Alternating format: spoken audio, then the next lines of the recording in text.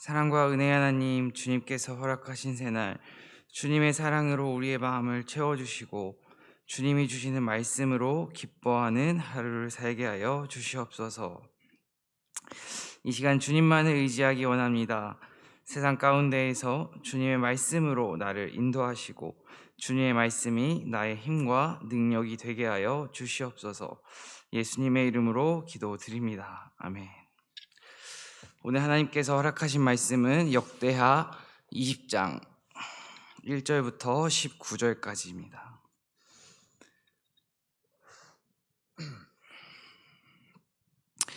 역대하 20장 1절부터 19절까지입니다.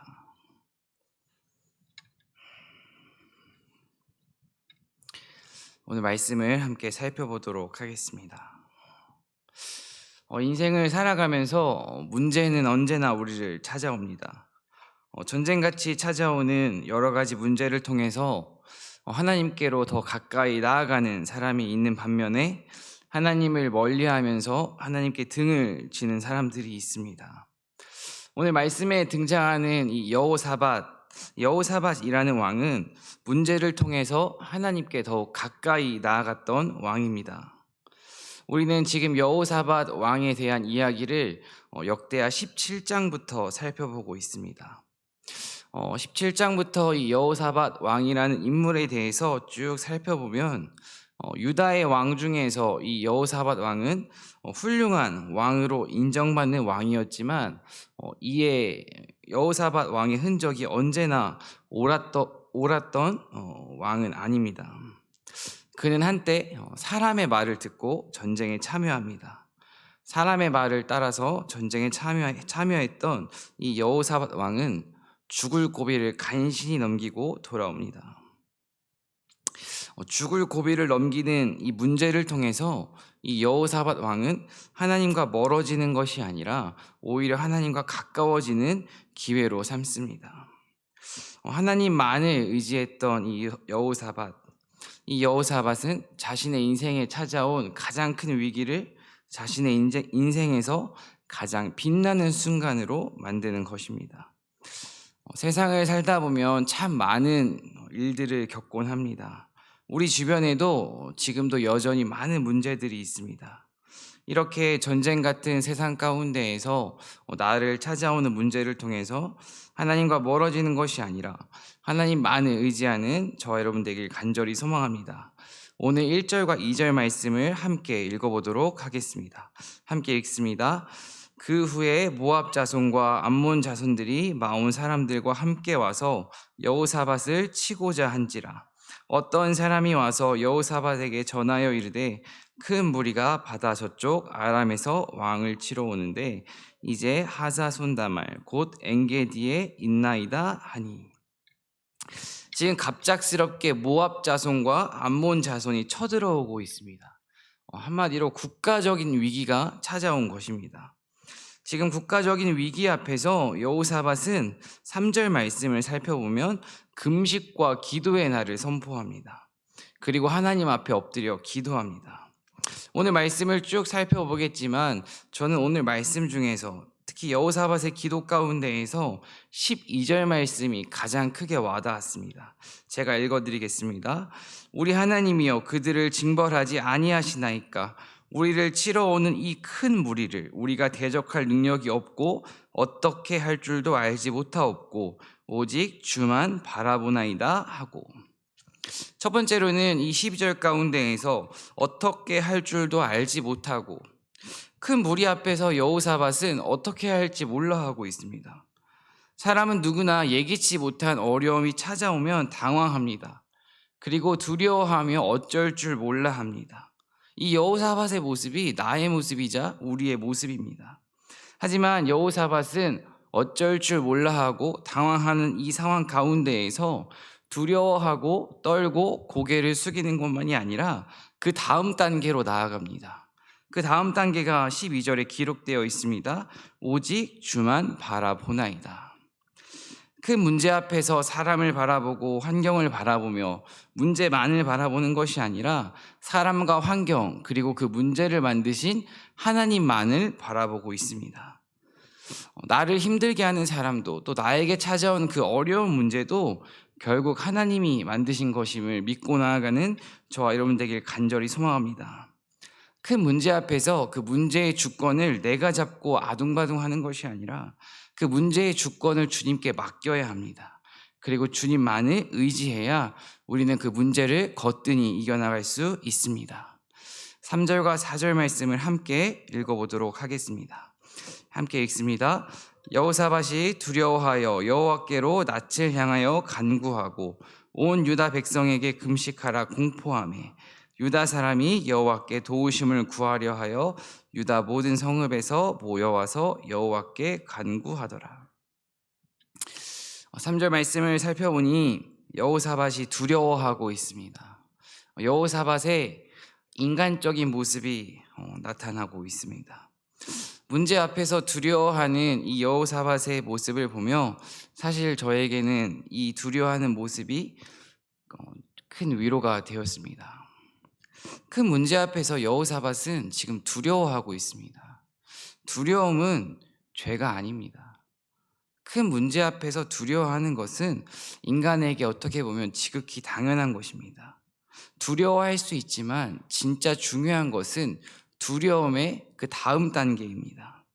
두려움에 몰려올 때 내가 어떻게 반응하는지가 정말 중요한 것입니다. 여호사밧은 지금 두려워 떠는 것에서 멈추지 않고 여호와께로 낯을 향하고 온 백성에게 금식을 공포합니다. 특별히 간구와 금식이 나오는데요. 지금 문제의 주권을, 자신의 인생에 찾아온 이 전쟁의 주권을 내가 아니라 하나님께로 지금 양도하고 하나님께로 맡기고 있는 것입니다. 여호사밧은 한 나라의 왕입니다. 그저 그랬던 왕이 아니라 지금까지도 훌륭하게 사람들에게 인정받았던 왕입니다. 인정받았던 왕이라면 지식도 있었을 것이고 힘도 있었을 것이고 리더십도 있었을 것이고 능력도 있었을 것입니다. 하지만 지금 그는 문제 앞에서 두려워 떨면서 자기 자신만의 방법을 찾는 것이 아니라 하나님을 찾고 있습니다. 문제 가운데에서, 문제 앞에서 사실 가장 단순하고 가장 강력한 방법은 하나님께 매달리는 것입니다. 이것을 믿고 나아가는 저와 여러분 되길 간절히 소망합니다. 우리는 늘 문제가 찾아오면 내가 해결해 보려고 합니다. 하지만 문제를 쫓아다닌다고 그 문제가 해결이 될까요?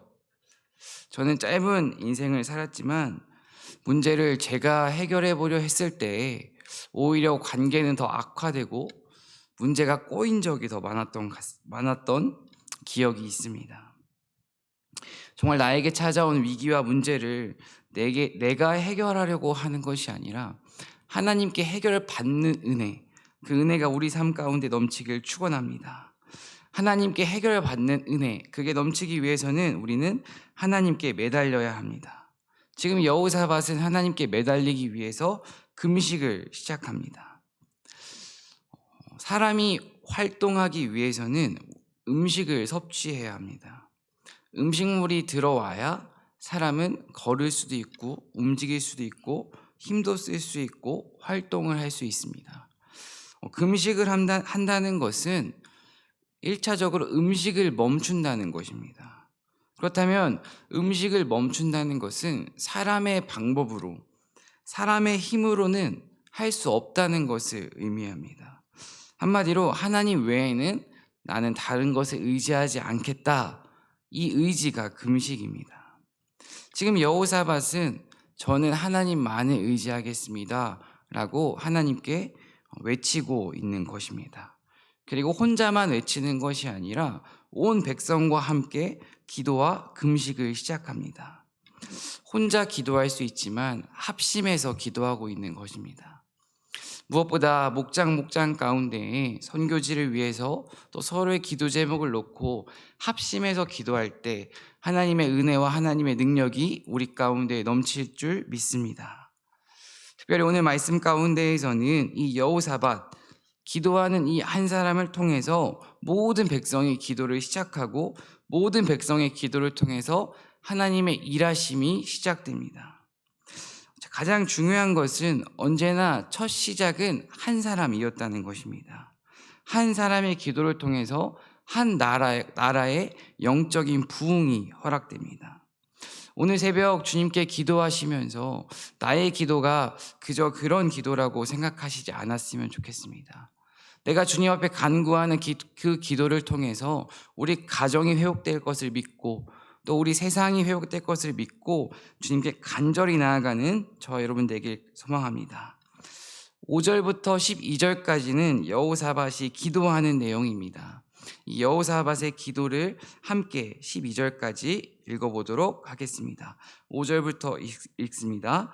여호사밧이 여호와의 전 셋들 앞에서 유다와 예루살렘의 회중 가운데 서서 이르되 우리 조상들의 하나님 여호와여 주는 하늘에서 하나님이 아니시니까 이방 사람들의 모든 나라를 다스리지 아니하시나이까 주의 손에 권세와 능력이 있사오니 능히 주와 맞설 사람이 없나이다. 우리 하나님이시여 전에 이 땅 주민을 주의 백성 이스라엘 앞에서 쫓아내시고 그 땅을 주께서 사랑하시는 아브라함의 자손에게 영원히 주지 아니하셨나이까. 그들이 이 땅에 살면서 주의 이름을 위하여 한 성소를 주를 위해 건축하고 이르기를 만일 재앙이나 난리나 견책이나 전염병이나 기근이 우리에게 임하면 주의 이름이 이 성전에 있으니 우리가 이 성전 앞과 주 앞에 서서 이 환난 가운데에서 주께 부르짖은즉 들으시고 구원하시리라 하였나이다. 옛적에 이스라엘이 애굽 땅에서 나올 때에 암몬 자손과 모압 자손과 세일 산 사람들이 침노하기를 주께서 용납하지 아니하심으로 이에 돌이켜 그들을 떠나고 멸하지 아니하였거늘 이제 그들이 우리에게 갚는 것을 보옵소서. 그들이 와서 주께서 우리에게 주신 주의 기업에서 우리를 쫓아내고자 하나이다. 우리 하나님이여 그들을 징벌하지 아니하시나이까. 우리를 치러 오는 이 큰 무리를 우리가 대적할 능력이 없고 어떻게 할 줄도 알지 못하옵고 오직 주만 바라보나이다 하고. 아멘. 큰 위기 앞에서 적군의 침입 앞에서 여호사밧은 하나님께 기도를 시작합니다. 사실 여호사밧은 하나님을 잘 믿고 있던 왕이었습니다.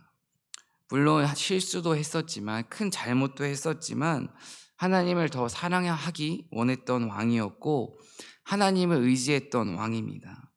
이렇게 하나님을 잘 믿고 있는 이 여호사밧에게 하나님께서는 큰 시련을 지금 허락하십니다. 큰 대군이 찾아오는 문제가 찾아온 것입니다. 그렇다면 우리는 오늘 말씀을 묵상하면서 하나님께서는 왜 이렇게 큰 시련을 하나님을 잘 믿고 있는 사람에게 주실까라는 질문을 해보아야 합니다.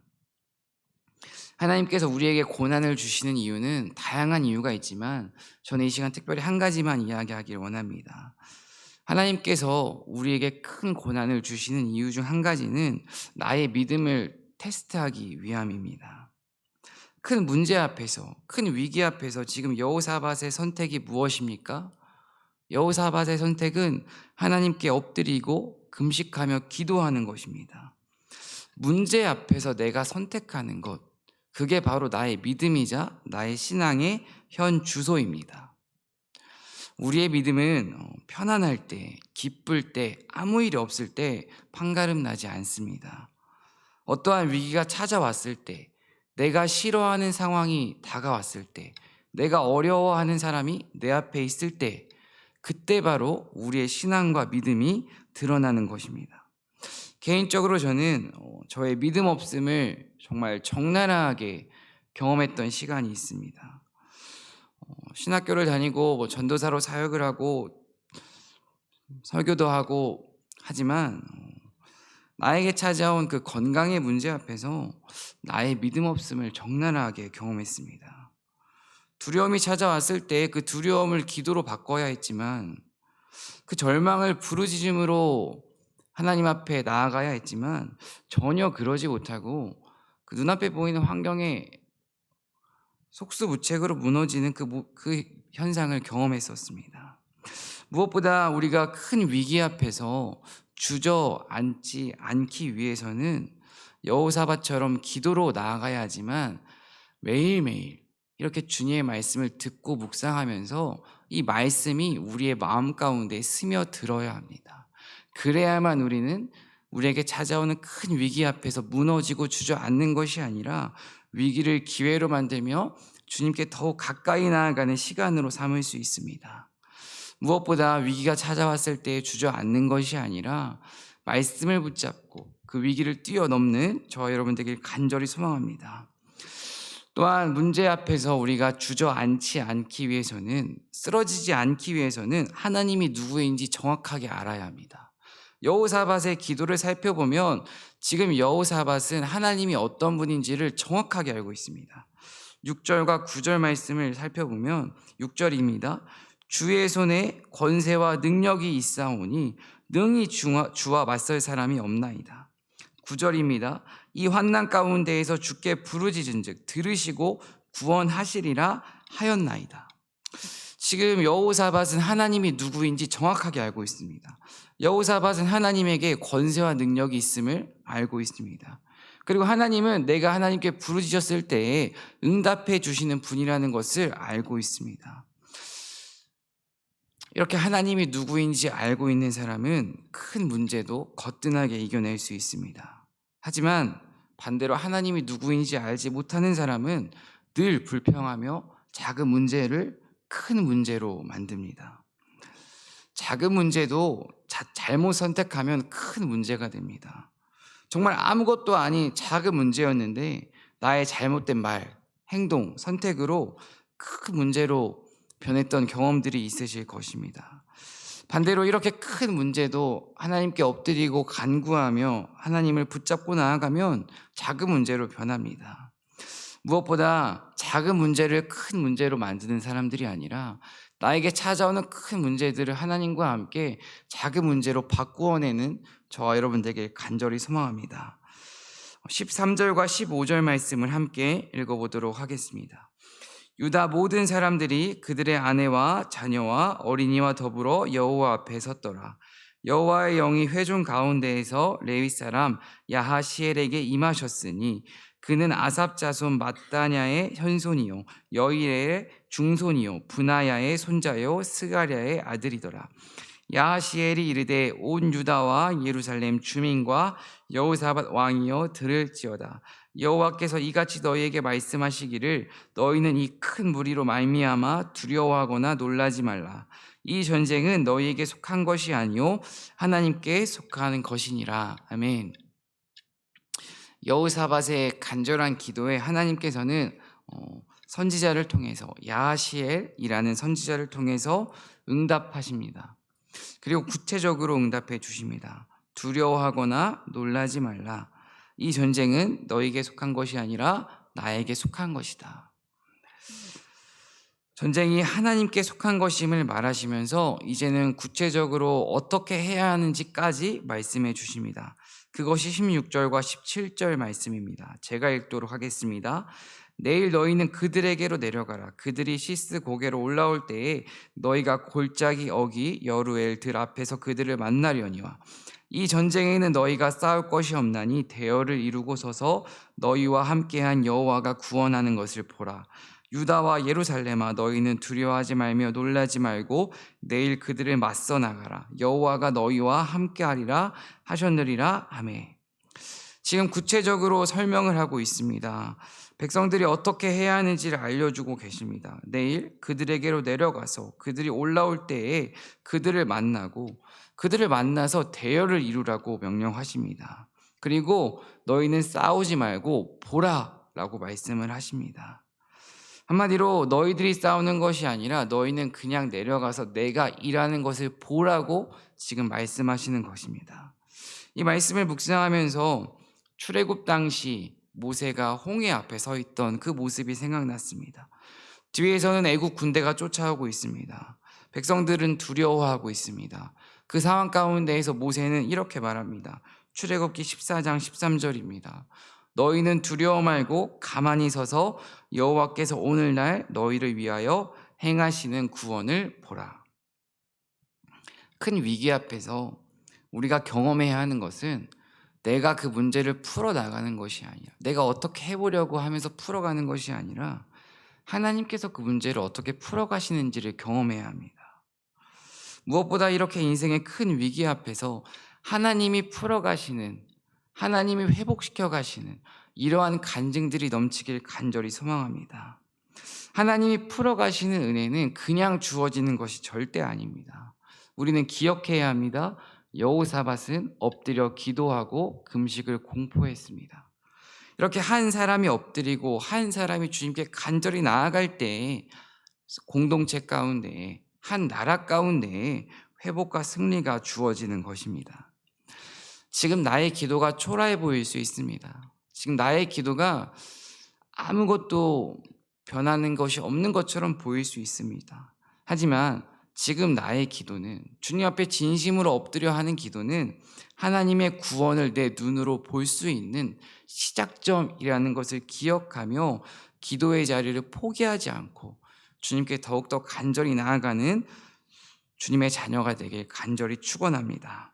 18절과 19절 말씀을 함께 읽도록 하겠습니다. 함께 읽습니다.